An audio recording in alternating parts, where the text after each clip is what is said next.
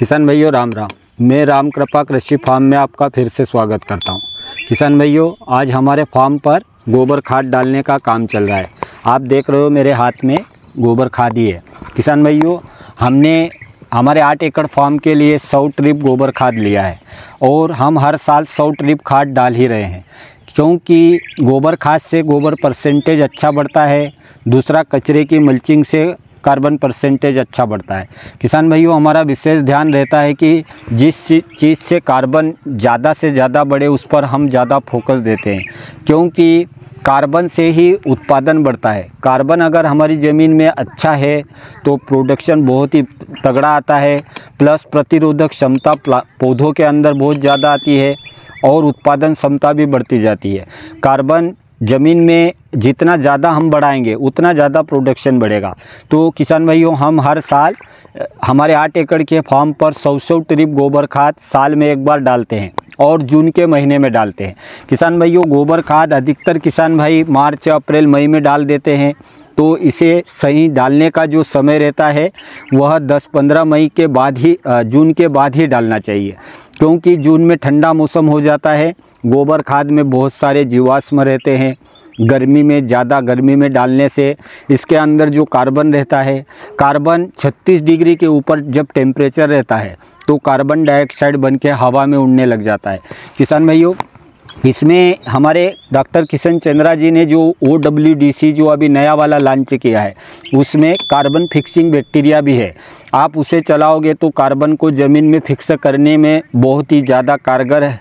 अभी किशन चंद्रा जी का जो OWDC है वो बहुत ही ज़बरदस्त है, तो आप उसे भी यूज़ करके कार्बन को फिक्स करने का काम कर सकते हैं। और किसान भाइयों, हम हर साल 100 ट्रिप इसलिए डालते हैं कि हमारा एक लक्ष्य है 2030-31 तक हम कार्बन परसेंटेज को हाई लेवल तक लेके जाएंगे, जिससे पानी ग्रहण की क्षमता ज़मीन के अंदर ज़्यादा रहेगी, उत्पादन क्षमता ज़्यादा रहेगी। किसान भाइयों, जंगलों में कहीं कोई पानी देने नहीं जाता है, खाद देने नहीं जाता है, फिर भी बेहतरीन तरीके से फल आते हैं और फलों में क्वालिटी आती है, टेस्ट आता है। तो हम हमारे फार्म को पूरा जंगल में कन्वर्ट करने की प्लानिंग कर रहे हैं। यह असंभव नहीं है किसान भाइयों, अगर हम इस पर विशेष ध्यान दें। थोड़ा समय ज़रूर लगेगा, प्रकृति के अंदर जल्दीबाजी नहीं होती। हम जितना कार्बन बढ़ाने पर ध्यान देंगे, जितना खेत पर बायोमास डालेंगे, कचरा डालेंगे, उतना कार्बन परसेंटेज साल दर साल बढ़ता जाएगा। और किसान भाइयों, प्रकृति के अंदर कोई लिमिटेशन नहीं है, बहुत बेहतरीन तगड़ा उत्पादन भी आ सकता है अगर हम सही से प्रकृति को फॉलो करें तो किसान भाइयों, हमारा विशेष ध्यान कार्बन बढ़ाने पर रहता है। तो मैं आपसे भी निवेदन करूंगा, आप ज़्यादा से ज़्यादा खेत पर बायोमास डालें, गोबर खाद डालें। किसान भाइयों, आज हम इतना खाद डाल रहे हैं। सन 2019, 20, 21 में हम खाद नहीं डाल पाते थे, हमारी कंडीशन भी बहुत ही ख़राब थी। 2 लॉकडाउन आए थे, कहीं ना कहीं परिस्थितियां गड़बड़ हो गई थी, जिसके वजह से हमारे पास में भी गोबर खाद खरीदने तक के पैसे नहीं थे।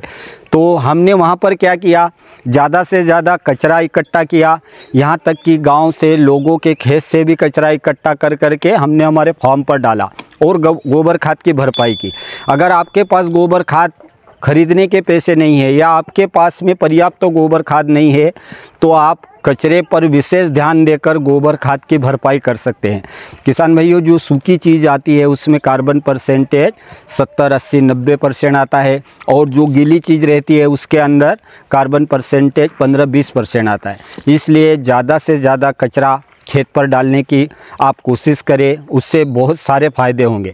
जो आप बैक्टीरिया ज़मीन के अंदर डालेंगे, चाहे वो ट्राइकोडर्मा हो, सूडोमोनास हो, बेसिलोमाइसिस हो, जीवामृत हो या OWDC हो, किसान भाइयों, ये बैक्टीरिया तो हम डालने को डाल देते हैं। अगर हमारे खेत के ऊपर कचरे की मल्चिंग नहीं है तो जो हम जीवाश्म डाल रहे हैं, जो बैक्टीरिया डाल रहे हैं, उनको एक सूटेबल माहौल नहीं मिलता, जिसकी वजह से वो हमारी खेत में बढ़िया से मल्टीप्लाई नहीं हो पाते और उनकी जनरेशन को बढ़ा नहीं पाते। इसलिए कचरा बहुत ही कारगर है प्राकृतिक खेती के लिए। आप ज़्यादा से ज़्यादा कोशिश करें ज़मीन को कचरे की मल्चिंग से ढकने की। अगर आपने ये कर दिया तो जो आप बैक्टीरिया डाल रहे हैं उनको एक सूटेबल माहौल मिलेगा, वो अच्छे से मल्टीप्लाई होंगे। किसान भाइयों, जहाँ तक मेरी जानकारी में आया है, वीके साचन सर जी भी यही कहते हैं कि जीवाश्म आधारित खेती है। जीवाश्म क्यों कहते हैं? जीवों का जो अंश रहता है उसे ही पौधा हमारा ऑब्जर्व करता है। तो अगर ऊपर वाले ने 84 करोड़ योनि बनाई है तो सबके रोल है। हमें चाहिए, किसी को डिस्टर्ब करने की कोई ज़रूरत नहीं है। उस ऊपर वाले ने एक एक को खाने वाले पैदा किए हुए हैं। हमें केवल 2-3 चीज़ों पर ध्यान देना है। एक तो कचरे की मल्चिंग करना है, ज़्यादा से ज़्यादा मित्र फंगस हमारे खेत पर डालना है। किसान भाइयों, कोई भी अमर का पट्टा लेके नहीं आया है। अगर जन्म हुआ है तो मृत्यु निश्चित है। तो बैक्टीरिया जो हमारी ज़मीन में मल्टीप्लाई होते हैं, ज़्यादा से ज़्यादा तादाद में पैदा होते हैं तो मरते भी हैं। मरते हैं तो जो हमारे फार्म के ऊपर, हमारे खेत के ऊपर जो हमारी फसल लगी हुई है उनको भोजन ऑब्जर्व होता है और बहुत बेहतरीन तरीके से उत्पादन आता है। इसलिए ज़्यादा से ज़्यादा आप कचरा डालें और जीवाश्म डालें। किसान भाइयों, आप हमारे यहाँ देख सकते हो, हम गोबर खाद को पूरा बेड पर और नाली में इस तरह बिछा रहे हैं। आप देख सकते हो, हमने बहुत ही तगड़ा गोबर खाद डाला हुआ है किसान भाइयों। और जो बीच में हमारा 8 फीट का डिस्टेंस है, इसमें आप देख सकते हो पूरी तरह से कचरा भरा हुआ है।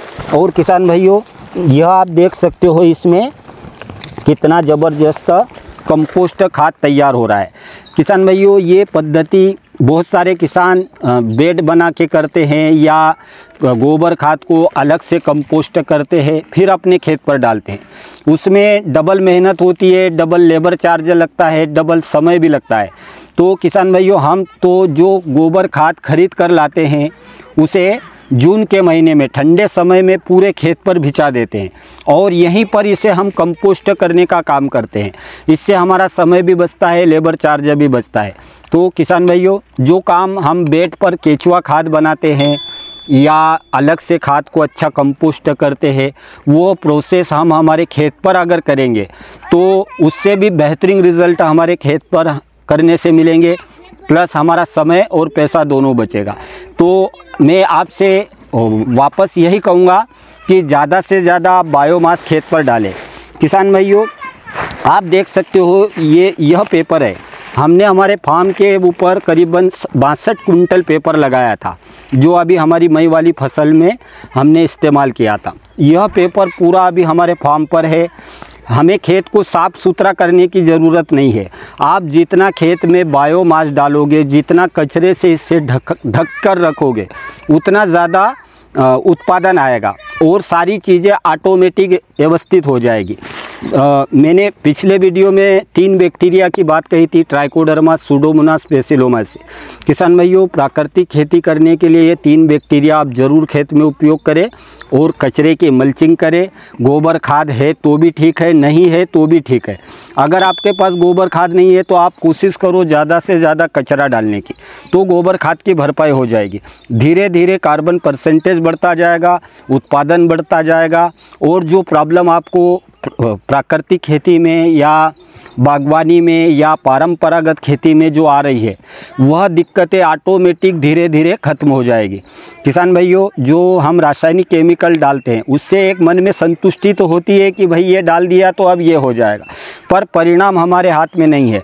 हम प्रकृति से लड़कर हमें जो चीज़ें चाहिए उन चीज़ों को हासिल नहीं कर सकते। इसलिए हमें प्रकृति के सिस्टम में रह के ही काम करने की ज़रूरत है। तो मैं आपसे वापस हाथ जोड़कर निवेदन करूंगा, आप प्राकृतिक खेती को फॉलो करें और ऐसे बहुत सारे संसाधन है जिससे आप रासायनिक केमिकल खेती से भी बेहतरीन तरीके से प्राकृतिक खेती कर सकते हैं और बहुत ही कम खर्चे में। किसान भाइयों, मैं इसे जीरो बजट खेती तो नहीं कहूँगा, क्योंकि कहीं ना कहीं पैसा इन्वेस्टमेंट होता है, पर जो रासायनिक केमिकल कर रहे हैं उसका 10% आपको प्राकृतिक खेती में लगेगा। अगर आप 10,000 का केमिकल डाल रहे हैं तो आपको 1,000 का खर्चा प्राकृतिक खेती में आएगा। तो किसान भाइयों, आप प्राकृतिक खेती को फॉलो करें और अगर आपको कुछ कन्फ्यूज़न है तो हमें कमेंट करके बताएं। हमसे आप डायरेक्ट फ़ोन पर बात भी कर सकते हैं। ऊपर वाले की कृपा से जो हमारे पास में अनुभव है, हम रात दिन उसे बांटने का काम करते हैं, क्योंकि कहीं ना कहीं हम प्रकृति के सिस्टम को जहाँ तक समझे हैं, जो बांटेंगे वह कहीं गुना बढ़ता जाता है। तो किसान भाइयों, हमें जो चीज़ें चाहिए उन चीज़ों को हमें बांटना पड़ेगा, प्रकृति के सिस्टम में रह के हमें काम करना पड़ेगा, तभी हमारे अंदर एक असीम शांति का हम अनुभव कर पाएंगे और एक सुख शांति सेहत समृद्धि से भरा जीवन जी पाएंगे। किसान भाइयों, आज रात दिन रासायनिक केमिकल अनाधुन हम जो उपयोग कर रहे हैं, तो हम जिन्हें खिला रहे हैं उनको भी जहर खिला रहे हैं, और अगर हम रात दिन जहर बांट रहे हैं, जहर डाल रहे हैं, तो हमारे जीवन में जहर ही कहीं गुना होकर आएगा। क्योंकि प्रकृति का नियम है, हम एक देते हैं तो वह अनेक करके हम तक पहुंचाती है। इसलिए हमेशा प्रकृति के सिस्टम में रहकर काम करें। और भी हमारे फार्म पर जो कार्य चलता रहेगा हम वीडियो के माध्यम से आप तक पहुंचाते रहेंगे। धन्यवाद।